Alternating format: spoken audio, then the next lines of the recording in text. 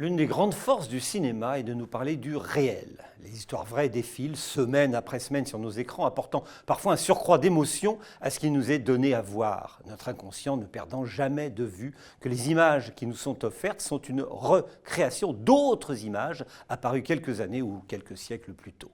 Le cinéma a sans doute cet avantage sur les autres arts, même ceux qui s'approchent au plus près de la vibration du réel, la littérature ou la peinture, de permettre à ces personnages d'être incarnés. Le spectacle est permanent, ce qui n'empêche en rien de débattre de sujets de société.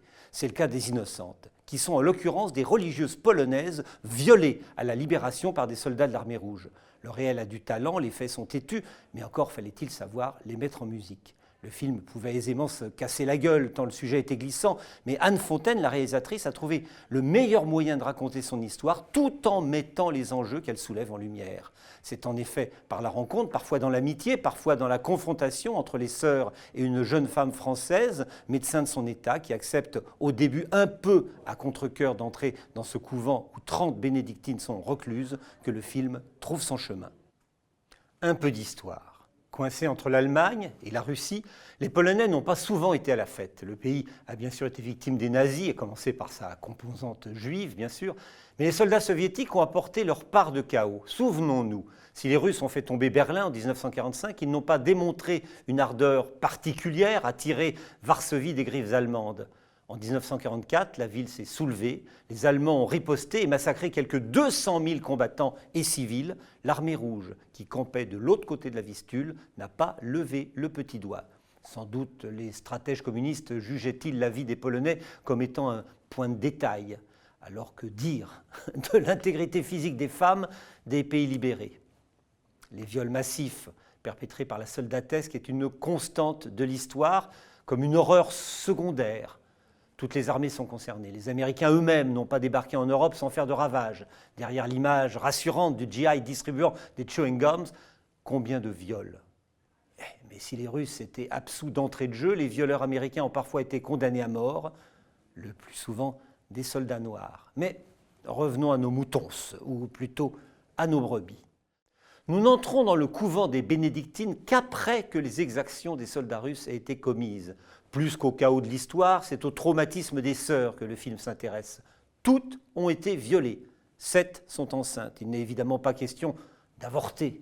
Nous sommes en 1945. Nous sommes en Pologne, pays pétri d'un catholicisme des plus rigides. Nous sommes dans un couvent, ce qui fait beaucoup, on en conviendra. Mais toutes les religieuses ne réagissent pas de la même manière. La mère supérieure se mure dans son silence, son secret est comme un cancer dont elle n'attend aucune rémission. Mais d'autres sœurs prennent leur état avec une certaine philosophie, car tout est question de foi. Leur situation ne peut pas ne pas l'interroger. Notons que le sujet reste tabou, 70 ans plus tard, 70 ans après les faits, puisqu'il n'a pas été possible de tourner dans un couvent, et que c'est dans un monastère désaffecté que l'équipe du film a pu jeter son dévolu. Il ne restait que peu de choses, quelques voûtes et un cimetière. Toutes les pièces intérieures, aussi nues soient-elles, du réfectoire aux cellules, en passant par la chapelle, ont été construites pour les besoins du tournage.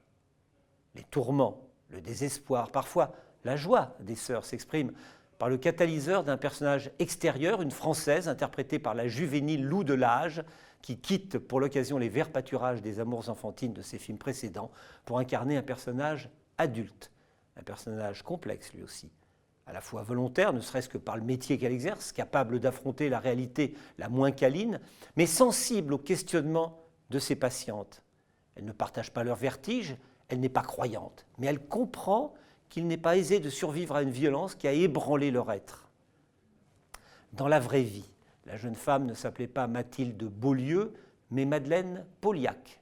Elle avait 27 ans, elle s'était engagée dans la résistance en ravitaillant le maquis, elle avait participé à la libération de Paris.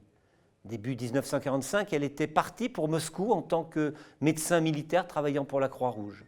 Affectée en Pologne, elle avait découvert l'horreur des viols de masse avant d'y consacrer sa vie, puisqu'elle devait mourir accidentellement en mission en février 1946, près de Varsovie. Mais de tout cela, les Innocentes ne disent rien, ou si peu. Il n'était pas question de se laisser aller au vertige de la reconstitution historique. L'histoire, avec un grand H, est omniprésente, mais elle sait se faire discrète. Le film n'avait sans doute pas les moyens financiers du hors-champ, Mais le projet n'en avait pas besoin. Il aurait même sans doute été pollué par des images parasites, loin du couvent. Bien sûr, nous sommes invités de temps à autre à rejoindre l'hôpital de fortune où exerce notre héroïne, et les relations difficiles entre l'équipe médicale et les autorités russes d'occupation ne sont pas dissimulées. Non pas que les Russes craignent que la vérité n'éclate, mais ils jugent avoir payé de leur sang le droit d'être là et n'ont rien à partager. De fait, la plus grande partie du film se situe dans le couvent. Le temps semble figé, mais les esprits sont en ébullition. Toute l'aventure du monde se lit sur le visage des religieuses ébranlées dans leur foi, qui ne répondent pas toutes de la même façon à l'intrusion d'une étrangère, dans tous les sens du terme. Peut-on mettre Dieu entre parenthèses le temps d'une auscultation, demande le médecin à la mère supérieure qui, outre la grossesse de certaines de ses ouailles, n'est pas préparée aux examens médicaux qui sont ressentis comme autant d'atteintes nouvelles à l'intégrité du corps. Un corps que les sœurs se réapproprient d'une certaine manière. Tout cela aurait pu déboucher sur un film sévère et théorique. Il n'en est certes pas pétaradant, mais la mise en scène réussit à recréer un sentiment claustrophobe qui nous permet de ressentir ce que vivent les sœurs et d'être en empathie totale avec elles, même si le personnage du médecin nous est plus familier. La lumière, forcément chiche entre ces murs austères, est absolument magnifique. Et même ceux qui n'ont guère traîné leur guêtre dans les monastères ou les églises seront sensibles à cette évocation de la vie dans ce qu'elle peut avoir de plus paradoxal. Le drame est là, et bien là, mais la naissance des enfants célèbre aussi de nouvelles entrées dans la vie, ce qui n'est jamais triste. La scène finale, quand le couvent devient pouponnière, donne même envie de rire. L'espace d'une seconde, on se dit que le film aurait pu être une comédie ou, du moins, mélanger les genres davantage qu'il ne l'a fait. Mais tel quel, Les Innocentes nous ravit, qui parvient à trouver l'équilibre parfait entre le décor, cet établissement délabré au milieu de la neige, qui nous donne froid en permanence, et l'intime. C'est l'un des 2 ou 3 plus beaux films de cette année 2016 qui n'en est qu'à ses prémices. L'Église intéresse décidément le cinéma puisque Spotlight est encore à l'affiche qui relate le combat de journalistes américains contre l'Église catholique couvrant les dérives pédophiles de certains prêtres. En attendant, dans quelques semaines, La Passion d'Augustine, un film québécois relatant les riches heures d'une religieuse en délicatesse avec sa hiérarchie. Ce n'est sans doute pas le hasard si ce film est signé par une femme, Anne Fontaine, qui s'est donné cœur, corps et âme pour mener son projet au bout, pour s'imprégner du sujet. Elle a même fait 2 retraites chez les bénédictines de France, pendant que parallèlement, Lou Delage effectuait une formation accélérée auprès de sages-femmes.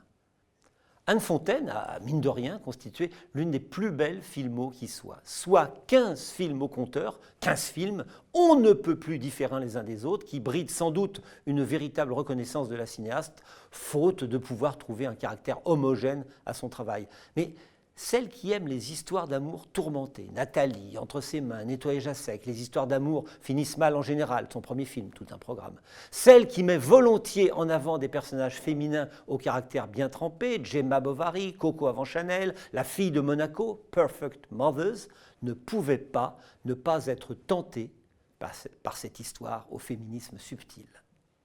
Le couvent est un lieu de cinéma, un lieu de tous les fantasmes. On se souvient des Diables de Ken Russell qui relatait de façon baroque, ô combien, l'hystérie des possédés de Louvain sous le règne de Louis XIII, ou de Intérieur d'un couvent de Valerian Borowczyk qui donnait libre cours à toutes ces rêveries érotiques, ou de Magdalene Sisters de Peter Mullen, bouleversant pamphlet contre les pratiques moyenâgeuses des sœurs irlandaises, ou Thérèse d'Alain Cavalier, biopic habité mais non dénué d'humour de Thérèse de Lisieux, etc., etc.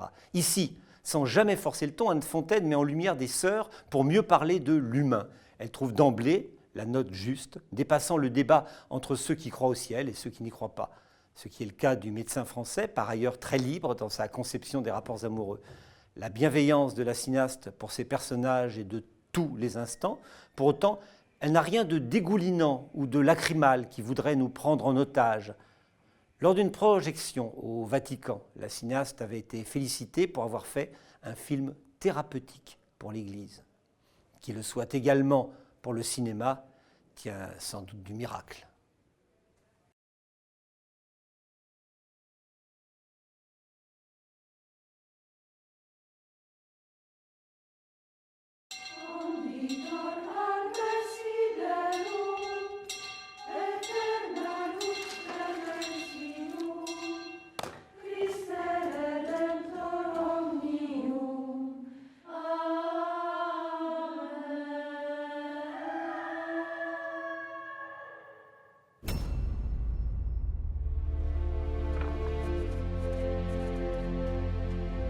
Potrzebuję pomocy.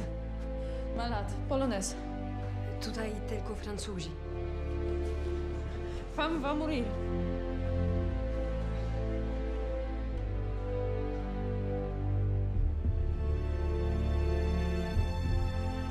Combien d'entre vous sont dans cet état? 7. Pour nous, quand ils ont fait irruption dans notre couvent, cela a été une horreur. C'est la première fois que je fais ça. Je peux vous faire envoyer une sage-femme de la Croix-Rouge polonaise. Vous faites ça, c'est la fin de notre couvent. Nie potrafię pogodzić z moją wiarą tego wydarzenia. Vous n'aurez pas seulement besoin de l'aide de Dieu. Tous les jours, je revis tout ce qui s'est passé. Tous les jours.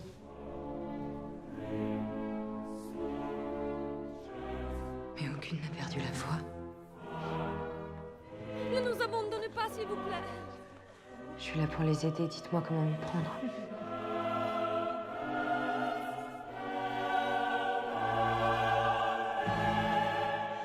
Błagam, proszę mi powiedzieć prawdę. Zrobiłam to, co należało. Je le devoir de protéger notre secret.